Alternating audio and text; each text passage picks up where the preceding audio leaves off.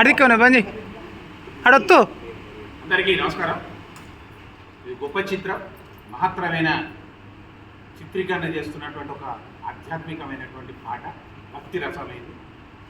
మరి మనందరికీ తెలుసు, కళాకారులకు కళా నిలయాలకు పుట్టినిల్లు గోదావరిఖని ప్రాంతం.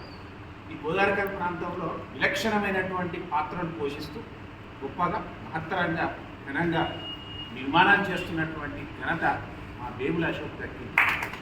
ఒక మాటలు చెప్పాలి అంటే, ఫలాన్ని నేను నటించలేదనేటువంటి విధంగా విభిన్నమైనటువంటి పాత్రల్లో నటిస్తున్నటువంటి వేముల అశోక్ను ఈ గోదావరిఖని సమాజం పక్షాన అభినందన తెలియజేస్తూ, మరి విజయదశమి అందరికీ విజయాలు చేకూరాలి, ప్రతి ఒక్కరి జీవితాల్లో వెలుగులు నిండాలనేటువంటి ఉద్దేశంతో విజయదశమి పండుగను సాంప్రదాయ సిద్ధంగా ఘనంగా ప్రతి వ్యక్తి జరుపుకునేటువంటి, ప్రతి కుటుంబం ఘనంగా జరుపుకునేటువంటి పండుగ విజయదశమి.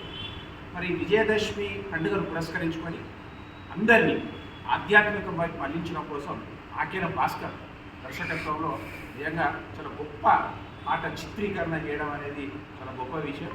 మరి నీరాజనం అనేటువంటి ఒక చక్కటి పేరుతో ఇక్కడ విఎంఆర్ ట్యూన్స్ అనేటువంటి, ఎందుకంటే కరోనా క్రియేషన్స్ అనేది మాకు బాగా ఫేమస్, అందులో నుండి పుట్టిందే ఈ ట్యూన్స్.